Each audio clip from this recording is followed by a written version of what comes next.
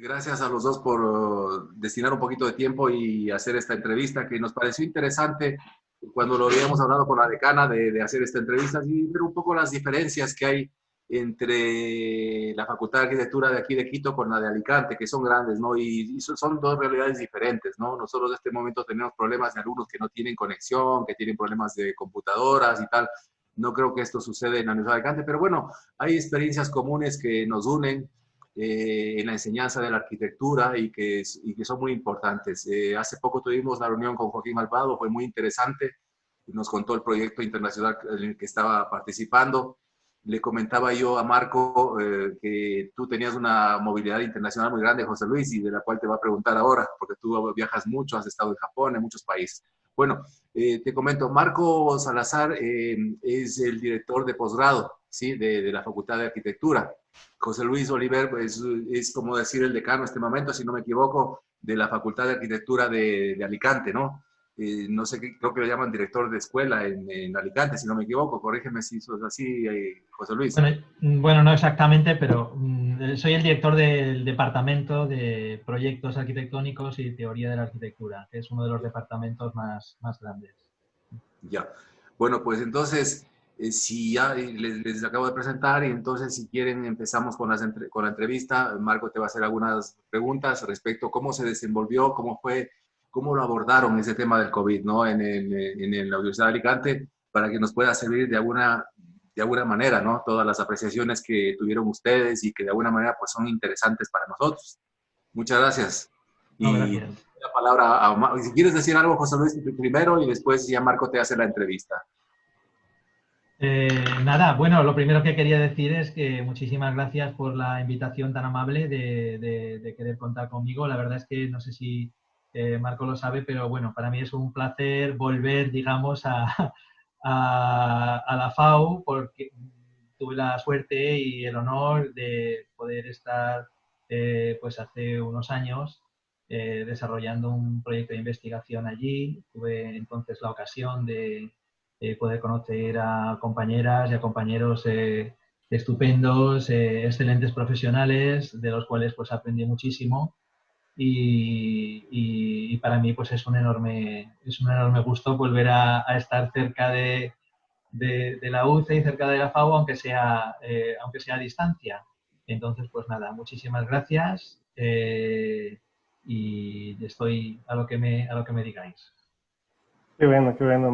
Mucho gusto, José Luis. Sí, me habían contado. En realidad ya estaba enterado hace algún tiempo que estuviste por Ecuador, también vinculado de alguna forma a la facultad. Y qué bueno que, como ya dijo Carlos, ¿no es cierto?, que estas situaciones un poco dificultosas ahora de la pandemia nos den estas oportunidades que antes no las avisorábamos, ¿no? No veíamos tal vez esta posibilidad de generar interacción con otras universidades, con otros profesores, con otra gente que está involucrada también en la enseñanza de arquitectura, sin meternos en los embrollos de comprar los tickets, de buscar clases, etcétera, que también yo creo que sigue siendo válido, pero yo creo que hay que aprovechar esta oportunidad, ¿no? Después de todo.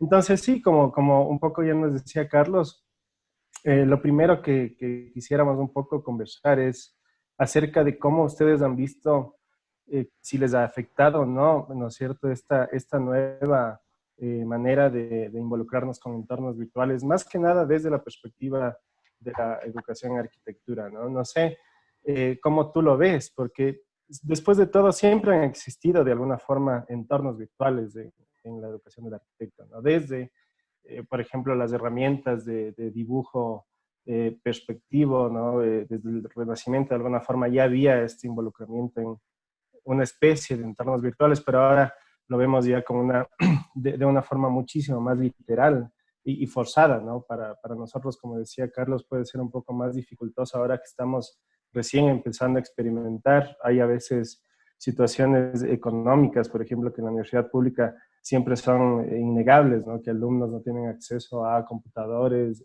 o los computadores a veces no tienen la potencia requerida para ejecutar los programas. Entonces, eso quisiéramos saber cómo ustedes han afrontado este tema en su universidad. Bueno, Marco, pues mira, Aquí el problema inicial fue que la declaración del estado de emergencia se produjo mitad del semestre. Yo no sé si estoy equivocado, pero me da la impresión de que en el caso del Ecuador no era periodo lectivo. Igual estoy equivocado, pero por lo que creo recordar, no.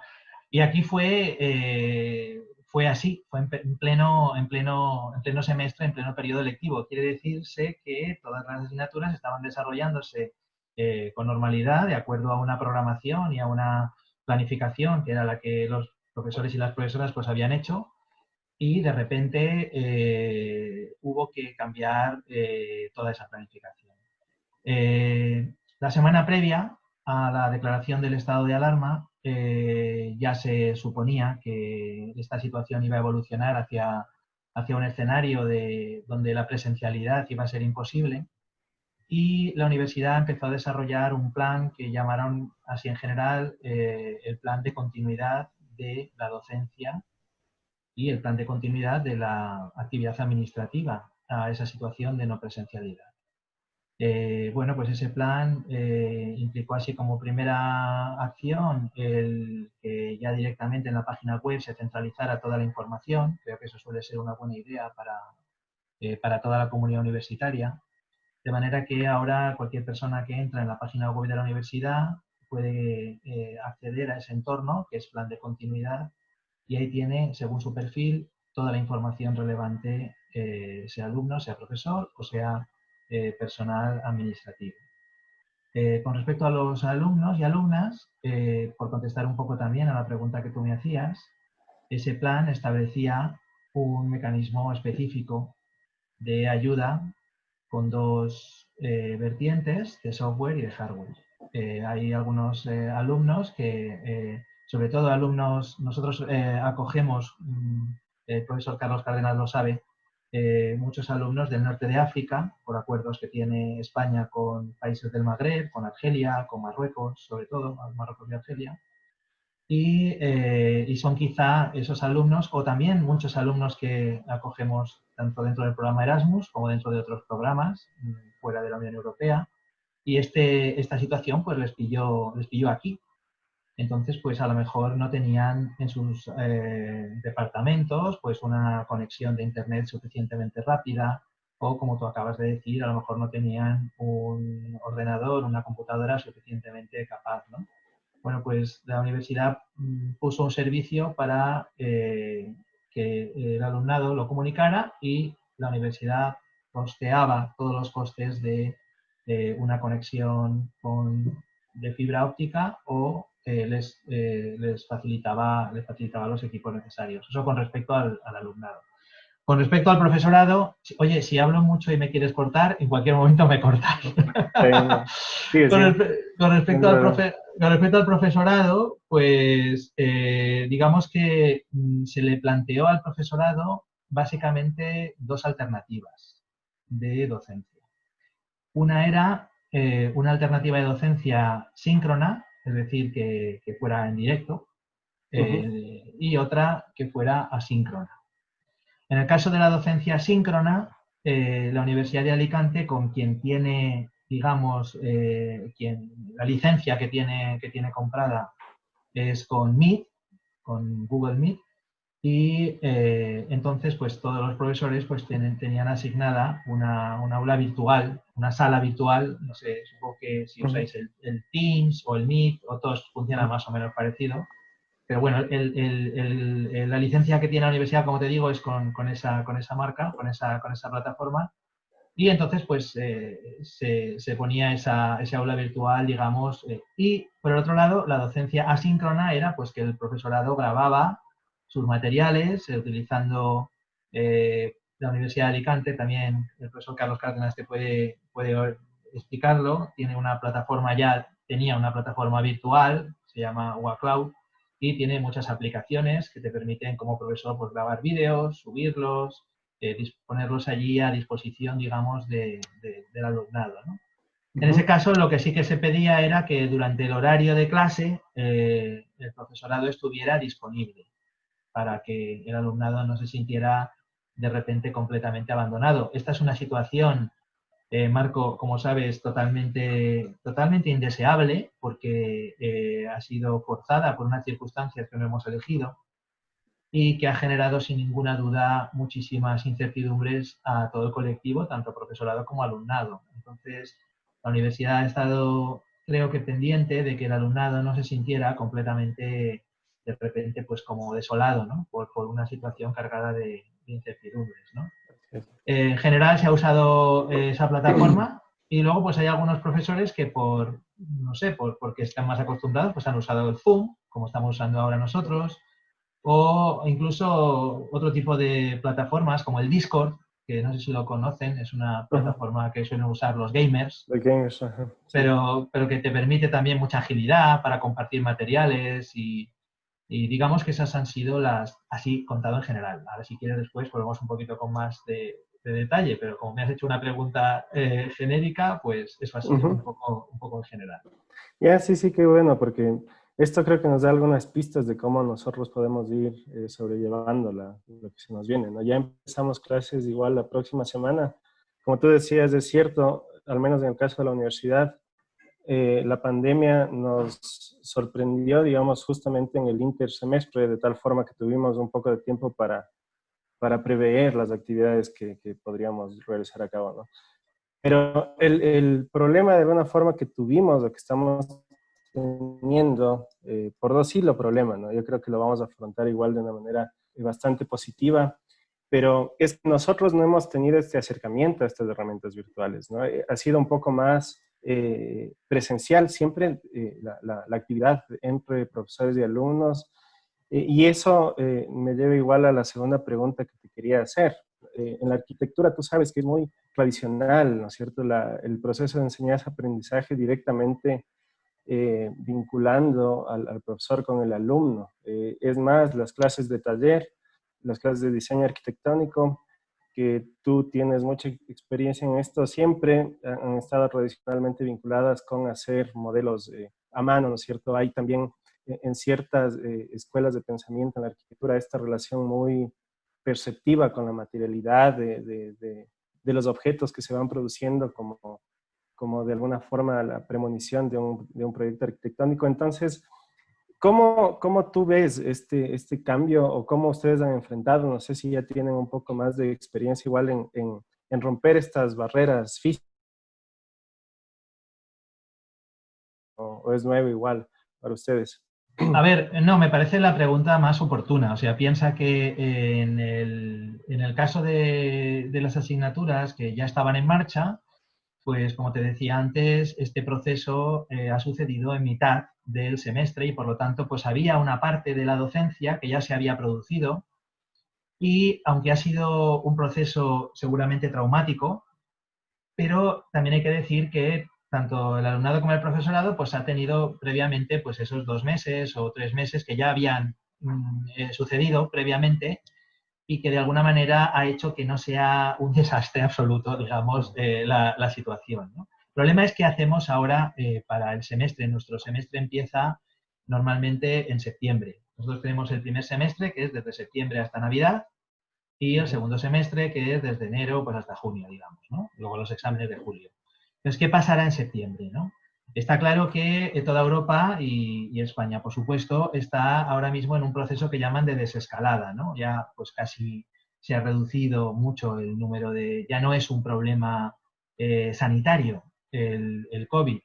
Para que te hagas una idea, ha fallecido una persona en España en las últimas 24 horas. Eso, ha fallecido muchísimas más personas de cualquier otra enfermedad. Entonces, no es un problema de índole sanitaria. Pero varios informes de investigadores europeos señalan que no es descartable o es incluso posible que entre noviembre y enero o entre noviembre y febrero pueda existir un pico de pandemia global de nuevo. Por lo tanto, la universidad está trabajando con escenarios, no sé si decir pesimistas, pero con escenarios que contemplan esa situación. Entonces, para las asignaturas de taller, como dices tú, en la que antes aludías al Renacimiento, pues aunque las herramientas cambien y utilicemos herramientas digitales, pero el proceso de aprendizaje de una asignatura basada en diseño, en creación, pues el contacto con una persona pues es muy importante, digamos, ¿no? Entonces, la universidad parece que no lo ha decidido, te estoy contando cosas que no son objeto ahora de discusión, de aquí a septiembre, pero parece ser que el modelo más probable que van a plantear es lo que están denominando modelo dual. Lo que plantea el modelo dual es lo siguiente. Es posible que, no sé cómo funciona en el Ecuador, pero bueno, aquí supongo que será parecido. Se han establecido lo que han llamado pues, distancia social. Es decir, que en espacios cerrados, que es donde se sabe que la enfermedad es más agresiva, en espacios cerrados y en clústeres, en grupos de personas, pues se establecen unas distancias entre las personas, ¿no? Entonces, lo que está haciendo la universidad es calculando en función de los espacios de las aulas disponibles, con esas restricciones de espacio, cuántas personas potencialmente podrían entrar en una determinada aula, ¿no? Entonces, imaginemos que a lo mejor tú tienes 40 alumnos en una asignatura, pero te obligan a tener 2 metros de distancia entre cada una de las personas y en el aula que tú tienes asignada eso te da pues para que entren 15 alumnos, por decir algo. Pues lo que plantea el sistema dual es que el profesor imparte la docencia en el aula con ese grupo de 15 alumnos o con el máximo que le dé, y al mismo tiempo se está emitiendo en directo para el resto del alumnado. La universidad está llevando a cabo ahora las inversiones para generar las infraestructuras que permitan, digamos, emitir desde la clase, porque hasta ahora todo se ha hecho desde la casa de las personas, ¿no? Y el campus estaba completamente cerrado, como sigue, completamente cerrado para el alumnado, ¿no? Entonces, a la semana siguiente o a la siguiente clase vendrían otros 10 o otros 15, a la siguiente clase vendrían otros 10, otros 15, etc. La idea, ellos nos han pedido a todo el profesorado que digamos de nuestras materias qué parte es una parte teórica online y qué parte es una parte más práctica, porque nosotros tenemos las asignaturas de diseño, pero tenemos asignaturas de construcción, como las que imparte Carlos, o de teoría de la arquitectura, de estética, etcétera. No todas las asignaturas son iguales. Entonces, pues con esa dualidad de qué parte es teórica y qué parte es práctica, lo que se quiere es que en la medida de lo posible sí exista una presencialidad, porque imagínate sobre todo la gente de primer año, quizá los que ahora están en tercero o en cuarto o en quinto, ya, y que además han vivido ya esto, pues ya tienen ya saben lo que les espera, pero los pobrecitos que llegan nuevos a la universidad, que su contacto con la universidad sea directamente, digamos, online, es como una hecatombe, yo creo, una catástrofe para arquitectura. Entonces, pues están manejando este modelo dual. Ya sabes que a la gente le gusta mucho poner nombres ridículos a las cosas para que parezcan más importantes de lo que son.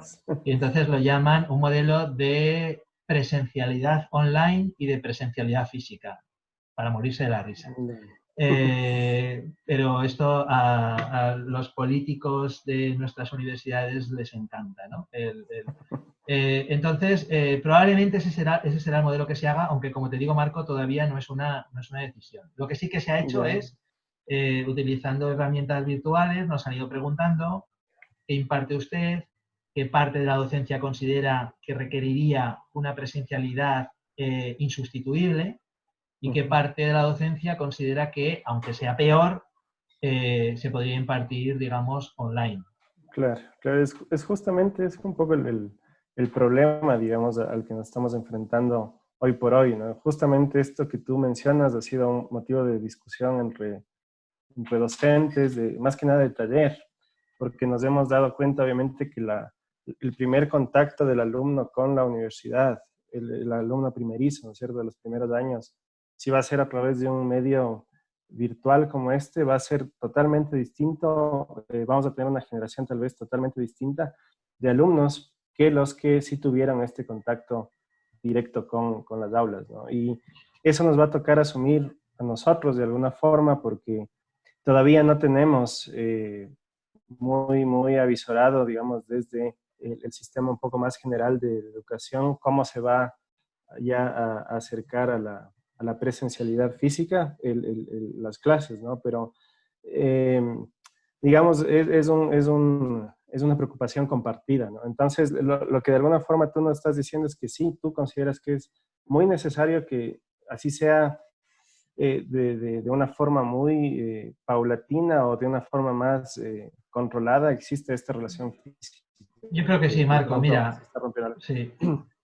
Yo creo que sí, todas las asignaturas tienen que hacer, y es un proceso que en algunos casos ha sido, como decir, doloroso, tienen que hacer una reflexión y es entender a lo que nos enfrentamos, que es esta situación. Digamos. Es una situación que se escapa de nuestro control. No somos nosotros los que decidimos, digamos, las condiciones, pero yo creo que las arquitectas y los arquitectos siempre hemos sido muy capaces de, con las condiciones que nos han dado, intentar hacer lo mejor posible lo que hemos podido, tanto en la ciudad como en cualquier otro ámbito, también en la docencia. Entonces, el profesorado que da asignaturas, que imparte asignaturas muy teóricas, que quizá no tendría esa necesidad que tú estás comentando del profesorado de taller, también ha tenido que hacer una reflexión y entender que lo que normalmente denominamos la lección magistral o la docencia basada en lecciones magistrales pues no puede seguir funcionando, porque tú no puedes estar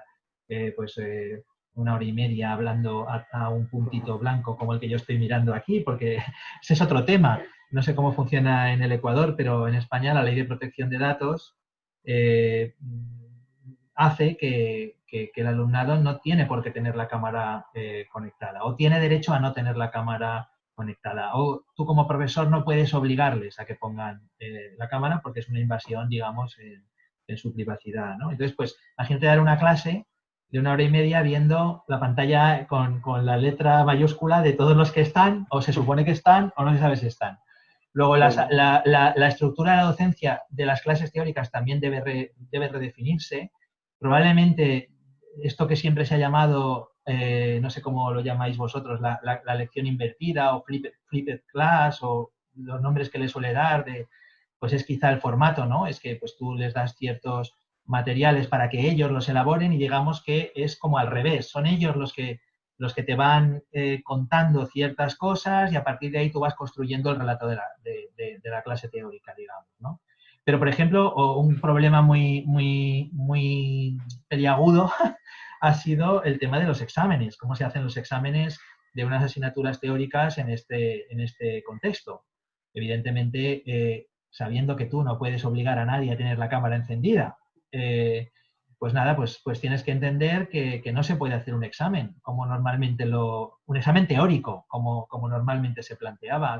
Ahora tienes que plantear esto que llaman de libro abierto, examen open book, donde puedes entender que el alumnado puede consultar todo lo que quiera, etcétera. Simplemente nuestra legislación solamente nos permitiría, hoy he hecho un examen, por ejemplo, yo, y solamente he podido pedirles que pongan la cámara al principio, que me enseñen la identificación y ya después, si quieren, la pueden quitar, ¿no? Ha habido 2 o 3 personas que la han querido dejar, pero ya el examen estaba pensado totalmente diferente. Entonces, las clases teóricas deben cambiarse, las pruebas deben cambiarse, porque no sirve nada de lo que hemos hecho hasta ahora.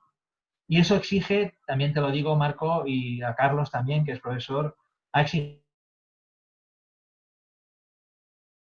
El profesorado ha tenido en muchos casos que estar trabajando pues los 7 días de la semana y muchísimas más horas de las horas habituales para elaborar toda la documentación que se quería subir, pero también por todo el esfuerzo extra que supone todo esto. O sea, simplemente hacer un examen de este tipo pues es mucho más largo, ¿no? Por ejemplo, en mi caso, pues les pides que les digo una pregunta o les mando una pregunta por el entorno virtual y luego la tienen que escanear, me la tienen que mandar, tengo que comprobar que me ha llegado.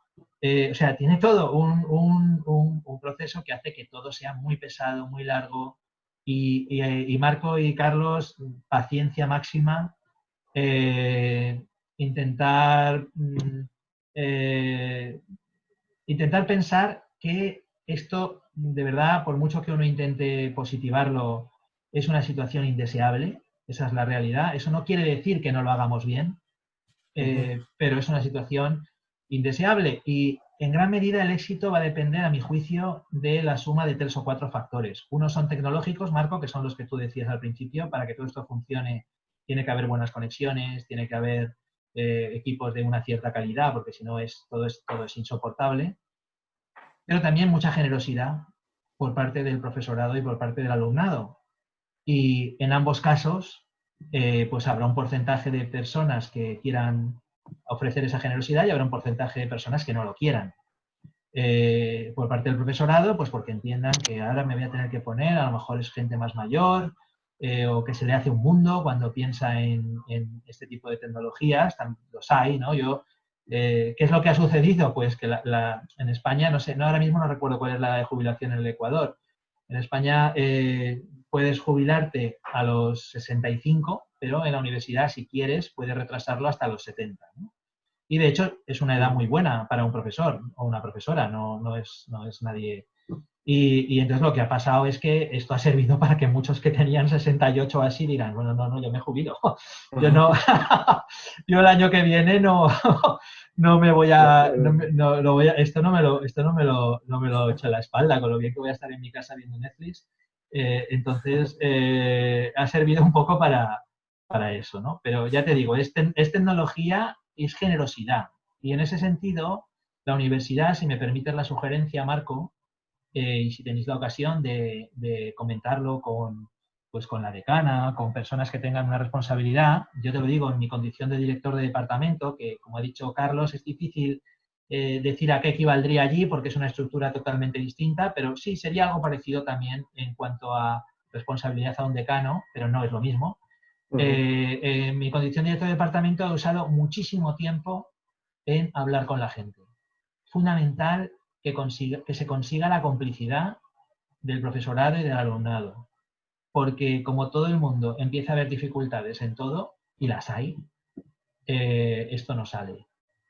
Entonces yo estoy muy contento y muy orgulloso de haber podido ser director en este momento y haber podido colaborar con todos mis compañeras y mis compañeros porque su implicación ha sido emocionante. Sí, ha sido ha sido emocionante directamente y la colaboración ha sido máxima.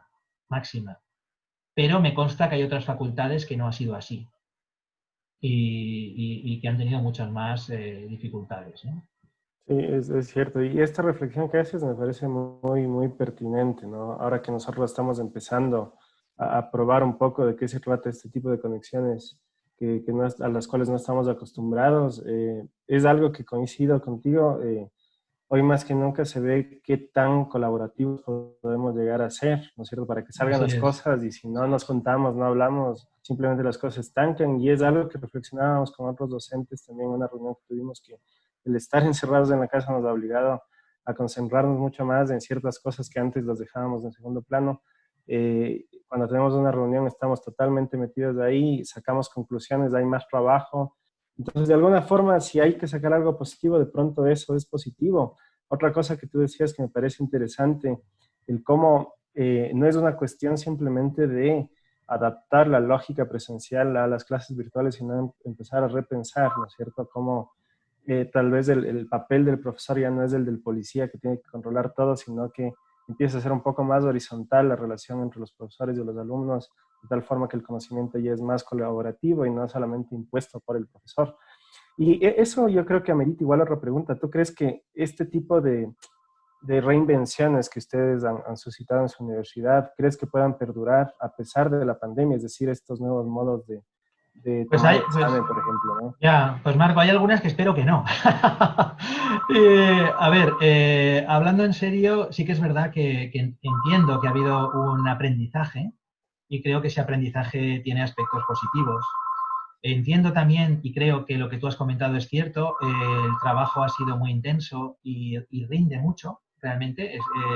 Yo antes a lo mejor, no sé, un consejo de departamento igual iba el 50% del profesorado, ahora va el 100%, porque como están todos en casa y no pueden salir, pues todavía tenemos restricciones de movilidad y tal, pues bueno, pues dices, bueno, tampoco tengo mucho más que hacer. Entonces eso, hay cosas que como dices tú, pues ha habido ahí un aprendizaje interesante, es una oportunidad para reciclarse, etcétera. pero también hay muchos peligros, digamos, que me gustaría que no perduraran, porque no me gustaría que acabara consolidándose la idea de que en realidad pues el profesor no hace falta o la profesora no hace falta. O que, bueno, pues ya si funciona así, pues mira, pues ya el contacto. En nuestra titulación, eso sí es muy importante a mi modo de ver.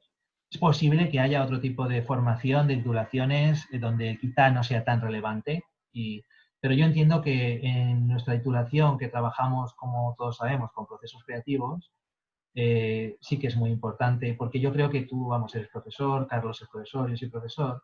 Yo creo que si un año salen las cosas bien es porque has sido capaz de construir, digamos, con tus alumnos una determinada atmósfera que hace que de repente ellos sean extremadamente también generosos y que te den mucho más de lo que tú les das y que te emocionen y compartir con ellos esas emociones. Entonces, todo eso me parece muy difícil que se pueda producir a distancia. Ya me parece difícil que se vaya a poder producir con mascarilla, o no sé cómo lo llamáis allí en Ecuador, Sí, el que te pones aquí, mascarilla. mascarilla. Pues imagínate, ¿no? Dar la clase y estar solamente viéndole a la gente, no sabes, o sea, yo que soy muy, Claro. sabes que cuando das la clase necesitas como recibir, ¿no? A ver de qué va la, pues yo creo que va a ser muy difícil, ¿no? O sea, ya eso va a ser muy difícil, con que imagínate. Entonces, contestando concretamente a tu pregunta, pues efectivamente hay ciertas destrezas que me parece estupendo que hayamos podido adquirirlas y que me parece, por ejemplo, pues ha servido para que la Universidad de Alicante hiciera una inversión, porque se ha visto que había en los servidores de la universidad, había momentos cuando todo el mundo subía documentos al Moodle. Bueno, la Universidad de Alicante tiene un tamaño parecido, yo creo, a la UCE. Nosotros tenemos unos 35.000 alumnos y alumnas, no sé vosotros, no recuerdo ahora, pero no sé exactamente, pero bueno, Entre mil estudiantes aproximadamente en nosotros la somos eso, facultad. en la facultad ya, pero digo, en toda la universidad nosotros somos unos 35.000 alumnos y alumnas, Ujú. más el profesorado, viene a ser unas 50.000 personas. Es una cantidad significativa, ¿no? Ujú. Nosotros en arquitectura trabajamos con archivos que pesan, son archivos potentes, porque son archivos de imágenes, de dibujos. Entonces, todo eso, pues, esto ha supuesto una oportunidad para que la universidad se diera cuenta que tenía que mejorar ciertos servidores, etcétera, ¿no? Por Así ejemplo, es. fíjate, y ya perdona que me extienda, ya termino. Te decía antes que la universidad tiene la licencia con MIT. Por la licencia de MIT, nada más que por la licencia de MIT, la Universidad de Alicante viene a pagar casi 2 millones de euros al año. Es una cantidad de dinero muy alta, 2 millones de euros, ¿no? O sea, como 2.300.000 dólares o algo así, o 2 millones, no lo sé ahora mismo, ¿no? Entonces, esto le ha servido a la universidad para también desarrollar software propio. Están desarrollando software propio para no tener que depender de licencias que te obligan a abonar una cantidad de dinero enorme en un momento en el que todos los gobiernos se han visto obligados a destinar mucho dinero a otras prioridades, ¿no?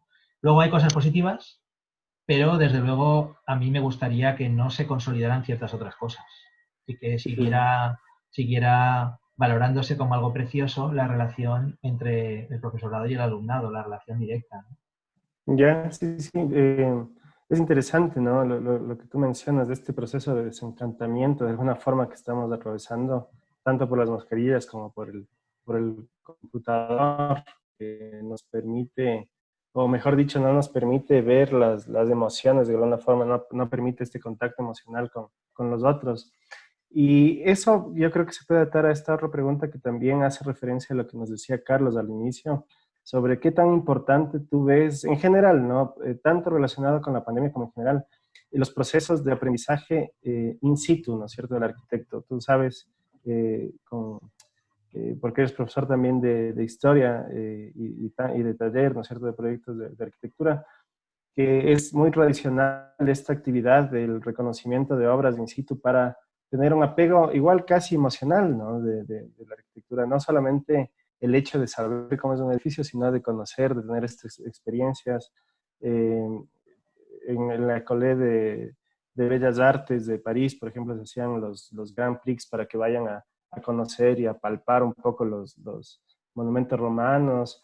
pero también es famoso este otro viaje que hace Venturi a Las Vegas y que yo creo que también se genera algún tipo de vínculo emocional con la ciudad y con los alumnos, ¿no? En este tipo de viajes. Entonces, ¿qué tan importantes son los viajes en general para la formación de un arquitecto? Se ha visto esto mermado, obviamente, ahora por la pandemia, pero ¿cómo ves tú esta parte de la educación de un arquitecto? Bueno, totalmente de acuerdo, Marco. Efectivamente, las referencias que tú has dicho, ¿no? Es una tradición que forma parte de nuestra disciplina, el tema del viaje académico, el viaje de estudios o el viaje de aprendizaje, ¿no? Nosotros nos dedicamos a una materia en la que somos nosotros los que nos tenemos que desplazar, no es como quien es muy aficionado a la música, que puede ir a un concierto y le traen a Stravinsky. A nosotros no nos traen, no nos pueden traer de repente a Mies, ¿no? Tienes que ir tú a Alvar Aalto.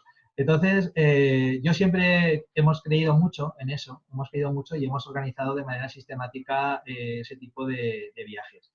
En Europa hemos tenido la suerte desde hace muchos años del programa Erasmus, que, como sabes, permite esa movilidad entre todas las universidades de la Unión Europea y eso pues, ha permitido pues, que todo el alumnado de arquitectura pues, pueda realmente desplazarse con mucha facilidad, digamos. Eso es uno de los grandes debates ahora que va a pasar con el programa Erasmus. Los diferentes países están en diferentes situaciones, no todos están exactamente en la misma situación y recelan unos de otros con respecto a la posibilidad de que la gente se desplace. Por supuesto, las fronteras todavía no están abiertas.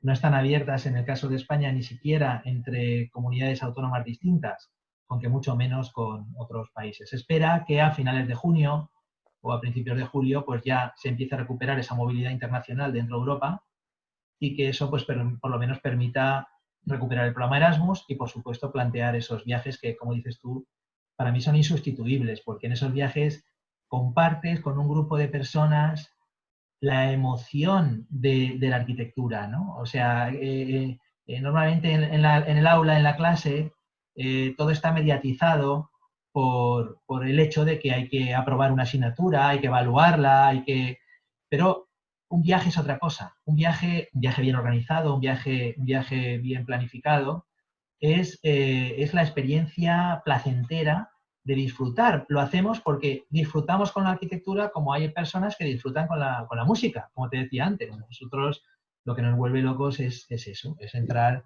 en un edificio Stephen Hall, o sea, eso es lo que nos emociona y lo que nos pone los pelos de punta, ¿no? Entonces, a mí me gustaría, desde luego, que eso no se recuperara, pero vamos a tardar, Marco, porque para empezar, ya tenemos sospecha de nuestra propia calle. O sea, te cruzas con alguien y es como si vivieras una distopía de zombies, ¿no? O sea, ay, no, que está, no se hace 2 metros, tal. Entonces, ahora mismo es todo Chernobyl, o sea, está todo el mundo radioactivo. Y primero tendremos que recuperar, digamos, el contacto con los seres humanos. Luego el contacto con nuestro espacio urbano. Creo que también esta pandemia ha servido para darle un nuevo protagonismo a las arquitectas y a los arquitectos, por lo menos así está sucediendo en mi ciudad, donde están ahora mismo tomando un papel muy dominante en la reflexión sobre los nuevos espacios urbanos o espacios urbanos que hay que rediseñar, donde las zonas peatonales son mucho mayores, la movilidad eléctrica individual en estos patines, etcétera, es mucho más potenciable, etcétera. Entonces, todo ese tipo de reflexiones que tienen que ver con la movilidad, con el uso del espacio público, etcétera, nos va a hacer volver a recuperar nuestra calle, nuestro espacio. Ya se está produciendo. Después ya iremos a ver a Le Corbusier. Pero primero habrá que recuperar eso. Pero sí, desde luego, vamos a ver, o pensamos que esto es algo provisional o yo ahora mismo vivo en un tercer piso, abro la ventana y salto para abajo. Porque, porque si no es una catástrofe el perder esa experiencia, Marco, de, no sé, piensa en ti y en lo que has aprendido visitando arquitectura, ¿no? O sea, Claro, sí, sí. has aprendido... Ted Glass, el autor este que igual conoces, tiene en uno de estos libritos que tiene de pretextos, es muy bonito porque dice, ¿qué hacéis aquí en clase? ¿Por qué estáis aquí? Estáis perdiendo el tiempo conmigo. ¿Creéis que yo os voy a explicar lo que es la arquitectura? ¿Quieres saber arquitectura? ¿Quieres a disfrutar de la arquitectura? que yo no os puedo explicar eso. La arquitectura es una experiencia personal que sucede cuando tú, Marco, vas a un sitio a una hora determinada, la luz entra de una forma determinada, aquello huele de una forma determinada y estás junto a una persona determinada. Todo eso construye la arquitectura, eso es la arquitectura. Y no lo que yo te pueda contar que es, pues no sé, la Catedral de Burgos, ¿no? O sea, por mucho que te hable de la Catedral de Burgos, pues no es la Catedral de Burgos. Entonces, yo espero que sí, que se recuperen los viajes. Sí, claro, de alguna forma es algo que estamos añorando, ¿no? Más que nada los arquitectos, esa experiencia con lo real, podríamos decir, con la ciudad, con pasear libremente, con perderse inclusive. Yo creo que es algo que el arquitecto va aprendiendo a disfrutar de una manera distinta, coincido contigo en ese punto.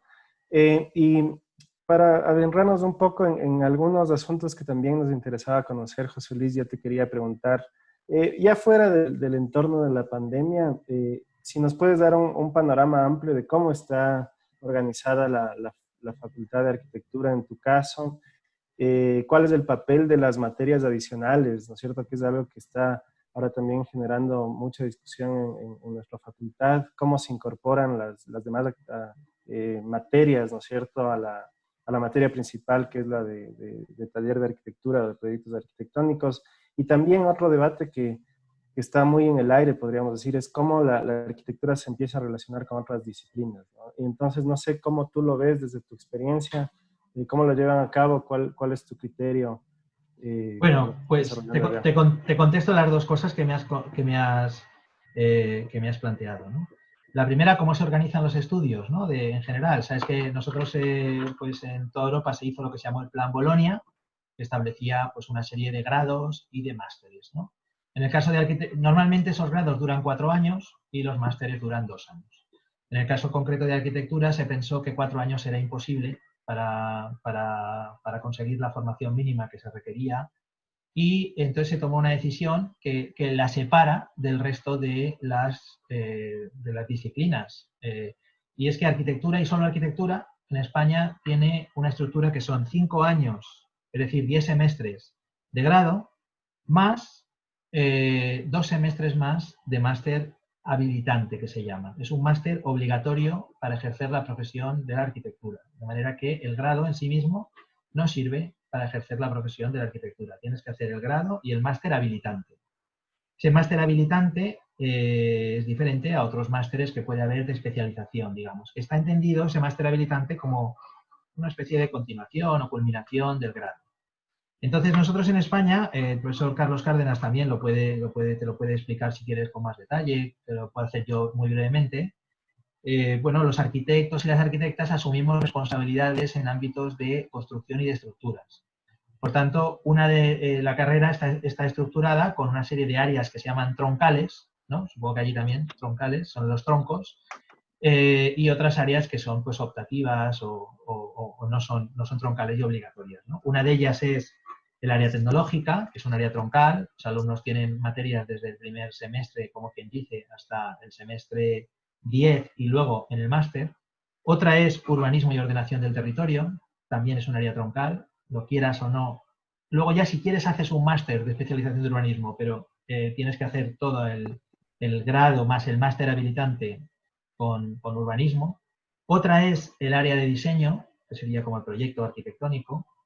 Otra sería el área de teoría. Nosotros le damos mucha importancia a la conceptualización del proyecto y tenemos muchas asignaturas de teoría de la arquitectura, de concepto, y la otra sería cálculo de estructuras, ¿no? Entonces tenemos tecnología, estructuras, teoría, etc., ¿no? Tenemos como todas esas 5 materias.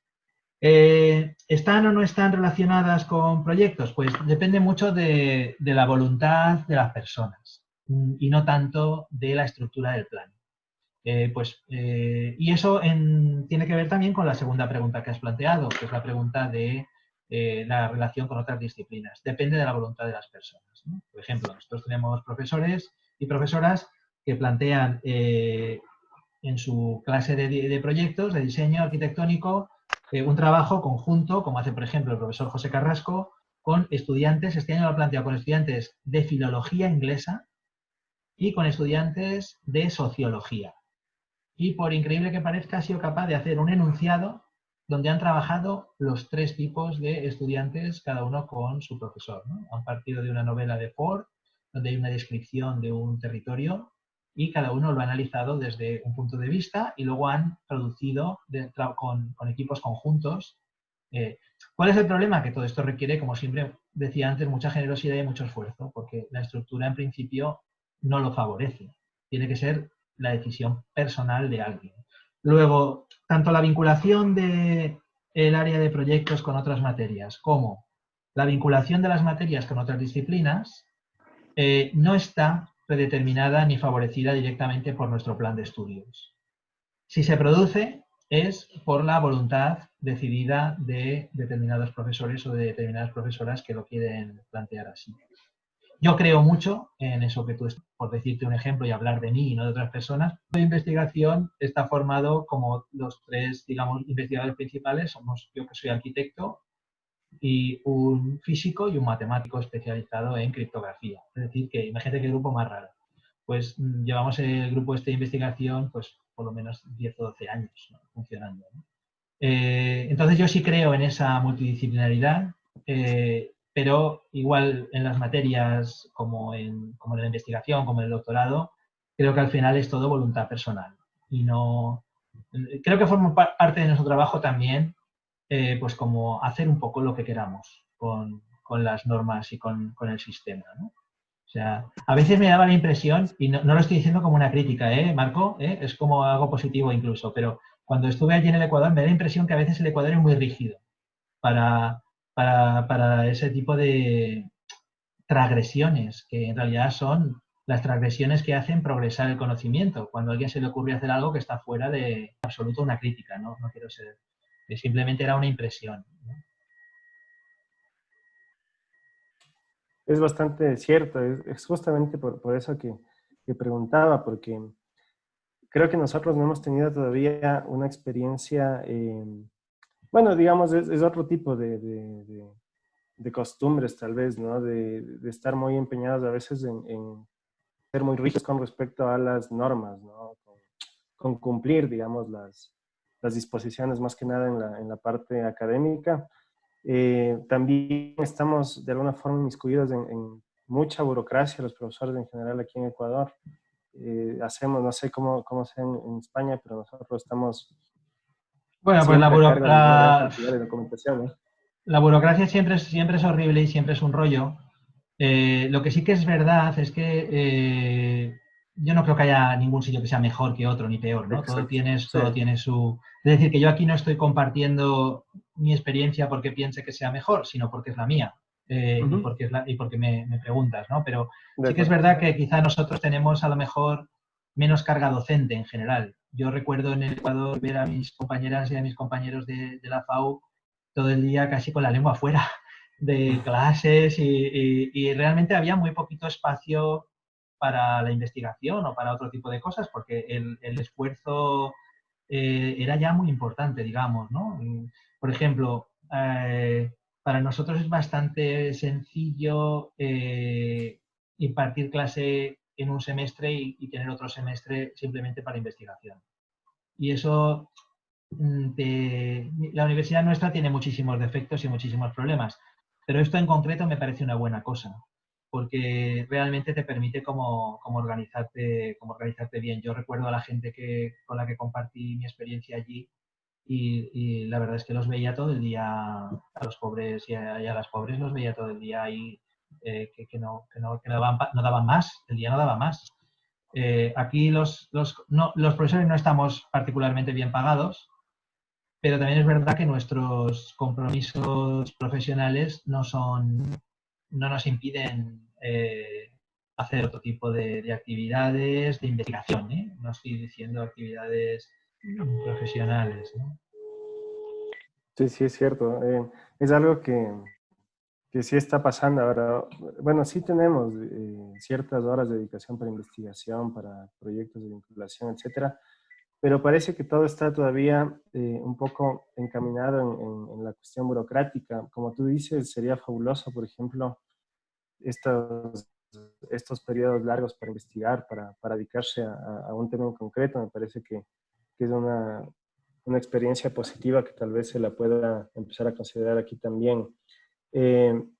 Otro tema que también quisiera un poco discutir contigo, que se relaciona ya más con la cátedra, tal vez, si coincidimos que puede ser la estructuradora, como tú decías, uno de los núcleos de su facultad tiene que ver con el diseño arquitectónico.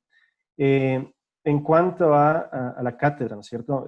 Por ejemplo, allá ustedes llaman a la cátedra en sí mismo composición, ¿no es cierto?, arquitectónica, o tiene un nombre así por el estilo. Entonces, yo quería saber cuál es tu opinión acerca del rol del arquitecto como alguien que tiene que estar formado, ¿no es cierto?, con reglas compositivas, ya sea desde una perspectiva histórica o desde una perspectiva mucho más libre, más, digamos, un poco más intuitiva. Pero ¿cómo tú crees que eso sí es totalmente válido, ¿no es cierto?, para la formación de un arquitecto? Si, por ejemplo, finalmente alguien va a optar por la planificación territorial o por algún camino que no necesariamente tenga que ver con temas de diseño arquitectónico. Bueno, la verdad es que nosotros, digamos que el nombre de composición arquitectónica es como una especie de homenaje romántico a, a la composición, ¿no?, tal y como se definía pues en muchos momentos de la historia de la arquitectura. Lo cierto es que el contenido de las materias de composición dentro de ese gran área que se llama composición arquitectónica son más bien de teoría y pensamiento arquitectónico, yo lo llamaría así. En algunos casos, esa teoría, ese pensamiento sigue una estructura lógica más o menos cronológica y entonces se identifica un poquito más con lo que sería una historia de la arquitectura, sabiendo que nosotros no somos historiadores ni historiadoras y nuestro alumnado tampoco quiere ser eso. Luego nos acercamos a la historia de una manera bastante diferente a cómo se acercaría un historiador o una historiadora, ¿no? Para nosotros no tiene tanto sentido la memoria, el dato, la fecha, etcétera. No tiene tanto sentido insistir en lo que antiguamente quizá era importante para adquirir un conocimiento general, y no tiene tanto sentido porque vivimos en la época de la hiperinformación. Por tanto, frente a la memoria, pues siempre casi todas las materias las hemos ido decantando por la crítica, ¿no?, por el pensamiento crítico, por intentar trabajar mecanismos que nos permitan, en la medida de lo posible, discriminar dentro de toda esa enorme cantidad de informaciones que nos vienen, pues aquellas que nos puedan parecer como más relevantes. Entonces nos ponemos al servicio del proyecto, al servicio del diseño. Los temas que nosotros planteamos en las asignaturas de teoría tienen que ver con los debates que el alumnado se está planteando en sus procesos creativos. Si el alumnado está hablando de incertidumbre, caos, azar, etcétera, pues nosotros decimos, bueno, es una buena oportunidad para reflexionar teóricamente, conceptualmente, sobre la idea de caos. Y entonces pues empezamos a hablar de Renetón, empezamos a hacer esa transdisciplinaridad que tú decías, ¿no? Empezamos a traer matemáticos, digo traer en sentido figurado, claro, a la clase, etcétera. O si de repente el alumnado está interesado en, no sé, en una aproximación porque están trabajando en esos temas más de género, de ecofeminismo, etcétera, pues nosotros aprovechamos para en la clase de teoría hablarles de Yayo Herrero, de Hathaway, de todas las autoras que nos pueden parecer que a lo mejor les ayudan, ¿no? Entonces, digamos que las teóricas, las conceptuales, las que llamamos composición 1, 2, 3, 4, 5, son herramientas al servicio del proceso de proyecto, del proceso de diseño. A nosotros nos parece que el proceso de diseño no es el resultado de la casualidad, sino que al final nosotros nos acercamos a la creación, como nos acercamos a cualquier otra actividad, pues a partir de nuestra mochila, de lo que hemos ido rellenando, de las herramientas intelectuales que tenemos. Entonces le damos mucha importancia a esa parte, pero no a la parte como de dato histórico o de dibujar las composiciones de Durán O sea, no es la composición en el sentido de este tipo de Academicista. composiciones academicistas, sino que es, se llama así, ya te digo, se llama así pues ya, más bien por una especie de homenaje romántico, por no llamarle, no sé, crítica y pensamiento arquitectónico o palabras así más complejas, ¿no? Ya, sí, súper interesante, la verdad. Pero aparte de esta clase, que sería más reflexiva, ¿no es cierto?, en torno a los instrumentos teóricos que acompañan al diseño arquitectónico, a los procesos creativos en la arquitectura, ¿tienen también materias cronológicas de historia Sí, hay o 2 años. solo? Sí, hay 2 años. Nosotros tenemos, en el primer año hay una asignatura, el primer año, el primer semestre, hay una asignatura, digamos, que es como de introducción, de pensamiento, es como un primer contacto, ¿no? O sea, el primer año, digamos, que al alumnado se le quiere dar a entender que se han metido a hacer algo, porque muchos no saben muy bien en qué consiste los estudios de arquitectura. Yo no lo sabía cuando empecé a estudiar la carrera, no tenía muy claro en qué consistían los estudios de arquitectura. Tenía una intuición, pero no tenía muy claro. Bueno, pues en el primer año se le quiere dar al alumnado una idea y es que la arquitectura tiene como un aspecto tecnológico, de proyecto, de diseño, y tiene un aspecto conceptual, de teoría, de pensamiento arquitectónico, ¿no? Entonces, digamos que hay en el primer año hay como 3 materias de introducción a la condición tecnológica de la arquitectura, de introducción a la dimensión conceptual de la arquitectura y de introducción a la dimensión proyectual de la arquitectura, ¿no? Y luego, en el segundo y en el tercer año, esas materias en la parte de teoría sí que se acercan más desde la historia. Un relato más cronológico, parcial, porque no tenemos tiempo para más. Por lo tanto, se les explica la historia de la arquitectura de la humanidad, porque no podemos, sino solamente de nuestra pequeñita historia de la arquitectura europea. Entonces, pues nos centramos solamente en esta parte del mundo, normalmente, aunque también hacemos algunas referencias, evidentemente, a algunos sitios, pero normalmente explicamos la limitación, asumimos nuestra parcialidad y nuestra limitación y establecemos ciertas barreras porque también nos permiten hablar de cosas que son familiares para ellos. Al final, si les hablas de Le Corbusier, tienen muchas más posibilidades de ir a ver una casa de Le Corbusier que no ir a ver, no sé, una casa de Kenzo Tange. Que luego le resulta como más posible, ¿no?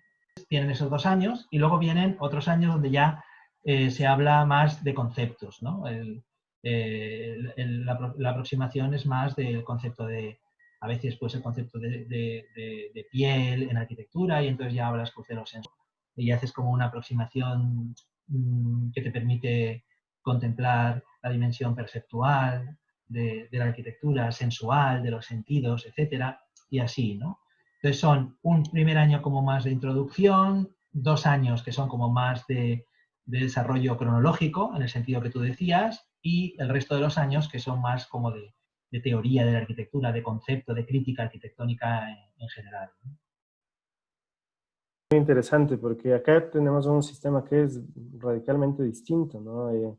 Por ejemplo, la materia de historia que seguramente tú conociste un poco de ese esquema cuando visitaste Ecuador. La materia de historia corre independientemente de la materia de teoría y las dos de alguna forma tienen un sentido cronológico. Casi materias de crítica arquitectónica no tenemos mucho, ¿no? Tenemos un peso también bastante fuerte en nuestra facultad de las materias de urbanismo, pero de alguna forma yo creo que el esquema que tú me acabas de explicar ayuda también de alguna forma, esta separación por núcleos, ¿no es cierto? Y también esta lógica que va complejizando un poco el entendimiento de qué se trata la arquitectura, finalmente es eso, ¿no es cierto? No es una profundidad acerca de uno de estos temas o intentar complejizar, por ejemplo, el entendimiento de la historia o de una cosa en particular, sino abonar para que haya un entendimiento complejo de las Sí, herramientas de la arquitectura en así general. es. Nosotros yo creo que las arquitectas y los arquitectos tenemos un problema y es que somos personas generalmente insoportables y nos resulta muy difícil, no sé si por un exceso de ego o no sé exactamente la causa, pero nos resulta, o sea, todos creemos que somos realmente estupendos y por supuesto mucho mejor que tú. Entonces, esto pues siempre hace como difícil a veces las interacciones, como antes tú decías, ¿no? Si funcionan las interacciones es pues porque existe una química personal entre distintas personas y eso pues hace que funcione. Pero verdaderamente el aprendizaje de la arquitectura sucede en las intersecciones y sucede en los puntos en los que se complejiza el relato, como tú estás diciendo. Y ese discurso se complejiza muchas veces cuando de repente te sales del carril que estaba previsto y empiezas a hablar de lo que no debías hablar, ¿no? Y eso se hace muy bien con gente de otras áreas y con gente de otros sitios. Pero para eso tenemos que solventar pues, esas dos barreras, ¿no? La barrera de la estructura rígida de los estudios y la barrera de nuestra insoportabilidad personal entre nosotros, digamos, ¿no? O sea que es que somos lo peor los arquitectos, ¿eh? Esto hay que decirlo claramente. Sí, sí, comparto contigo. Es un poco lo que a veces evita que inclusive intercambiemos ideas, ¿no? A veces estamos muy Claro. cerrados con yo soy de esta escuela o estoy en este grupo o estoy en contra de este tipo de teorías y a veces es un poco limitante. Comparto contigo ese criterio.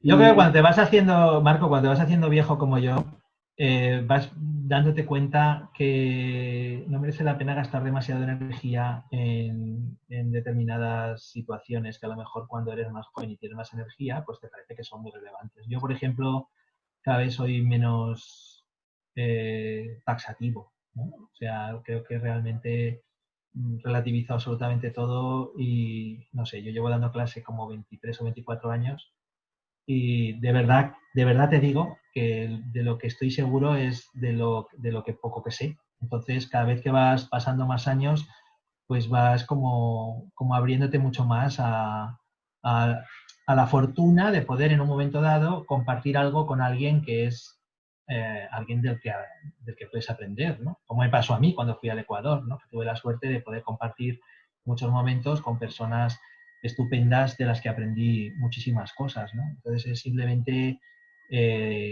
darte cuenta de tu irrelevancia, ¿no? Es algo que yo creo que deberíamos tener presente constantemente, ¿no? Que somos bastante sí, irrelevantes. sí, estoy de acuerdo. Yo creo que es un criterio, además, que nos ayuda a entender el papel del arquitecto en general, ¿no? Y de la arquitectura. Nos damos cuenta, por ejemplo, ahora que la profesión puede ser bastante irrelevante. O sea, desde un punto de vista que no vamos a salvar una vida necesariamente a través de la arquitectura, tal vez vamos a proveer de una mejor calidad de vida a la gente, obviamente, pero el empezar a bajar ese discurso del arquitecto semidios, ¿no es cierto? Del arquitecto que todo lo puede hacer, que está viendo desde arriba las cosas, creo que es fundamental. Se ha intentado, me parece, históricamente, pero vuelve, ¿no es cierto? Vuelve cada vez de lo que habíamos pasado en las últimas décadas con la figura de los Star Architects como el único referente a mirar, ¿no? Desde todas partes del mundo. Yo creo que es algo que se tiene que empezar a revertir. Inclusive, no sé, creo que escenarios como este que nos permiten reflexionar, repensar un poco la disciplina en general, nos hace dar cuenta de lo que tú dices, que estoy totalmente de acuerdo, que somos bastante irrelevantes, ¿no? Y eso ojalá nos permita aprender un poco más de otras profesiones, inclusive saber que podemos aprender mucho de los procesos de enseñanza, de los errores, etcétera, etcétera, ¿no? Pues Y sí. te agradezco mucho, José Luis. Ha sido realmente una conversación muy fructífera, me parece. Ha sido un gusto igual conocerte. Como te decía al No, inicio de la charla, al contrario, muchas gracias a verte. ti, Marco. Yo espero que estén todos muy bien, todos ustedes y sus familias. Espero que no hayan tenido ningún problema físico con la enfermedad. Y si pudiera decir algo que suene muy cursi, la verdad es que, bueno, ahora parece que verdaderamente como el epicentro de la pandemia se ha desplazado más bien hacia América, ¿no? Parece que haya ido como de Asia hacia, hacia el otro lado, pero yo creo que si hay algún mensaje que me gustaría decir es que es un mensaje positivo, o sea, en muchos lugares de Europa, en España en particular, digamos que la situación se ha revertido radicalmente. Eso no quiere decir que el tema esté resuelto, que haya desaparecido el virus, etcétera. Nos tenemos que acostumbrar a vivir de esta manera tan poco bonita en muchos aspectos. Pero sí que es cierto que ahora mismo, como te decía antes, esto ya no es un problema de salud pública, prácticamente, ¿no? La ocupación de las unidades de UCI, que se llaman aquí, ¿no? De las unidades de enfermos más graves, pues no llega a los hospitales de la Comunidad Valenciana ni al 20%. No hay ningún tipo como te digo, de urgencia médica. Entonces eso yo creo que quizá ahora el Ecuador está pues en un momento difícil, ¿no? Chile, un momento terrible, México también. Lo único que se puede decir es que verdaderamente por lo menos aquí lo que ha pasado, si se mantienen medidas como muy radicales y muy duras y la gente las cumple de una manera muy, muy clara, es un fastidio, pero ha funcionado. Y todo esto lo digo desde la modestia de que no creo que haya nadie que tenga ahora mismo la capacidad de decir qué es lo que se debe hacer y qué es lo que no se debe hacer, porque después de todo, si yo creo que esta enfermedad ha servido para algo, es para hablarnos de modestia y de reconocer nuestra escasa importancia como seres vivos en un ecosistema mucho más grande y mucho más complejo, ¿no? Todos hemos visto ahora lo bien que le va a la Tierra cuando le va mal al ser humano. En la mayor parte de las ciudades europeas, visteis las imágenes de Venecia, ¿no? Con los canales limpios, peces por los canales, ¿cuándo se ha visto eso allí? Los cielos despejados, la concentración de óxido nitroso y de CO2 en un 30% de lo que solía ser. Es decir, que yo creo que todo esto nos debería situar a nuestra especie, a la especie humana, un poco en nuestro sitio.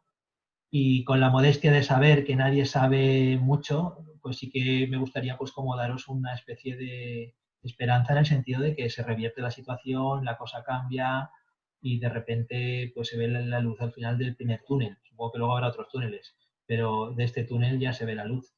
Entonces, mucho ánimo quería darte y a ti, a vosotros, a vuestras familias, a vuestros amigos, etcétera, y mucho ánimo y mucha energía y mucha suerte. Muchas gracias igualmente. Como tú dices, creo que sí es un poco para nosotros bueno escuchar igual de otras voces, de otras experiencias que han atravesado por esta circunstancia que es un poco difícil, ¿no? Para todos.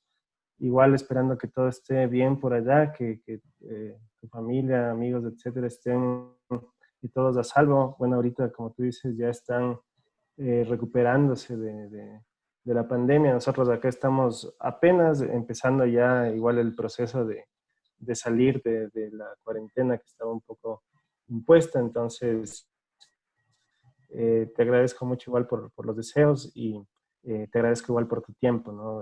Creo que va a ser muy, muy interesante para toda la facultad en general conocer un poco más acerca de este enfoque, de cómo tú has tenido esta experiencia un poco allá en España y además que también has tenido esta relación igual previamente con la Facultad de Arquitectura aquí en Quito. Bueno. Entonces, Carlos también está por aquí, no sé si... Carlos, un saludo, muchas gracias por todo, un abrazo. Una cosita, dime. Es que la decana me dijo que te agradezca y que ella, bueno, no pudo estar por varias razones y que te agradezca mucho por haber accedido a la entrevista. Ha sido muy fructífero y muy interesante para nosotros siempre oír tu pensamiento y la forma como te expresas. A mí siempre me gusta, entonces creo que era oportuno entrevistarte también a ti.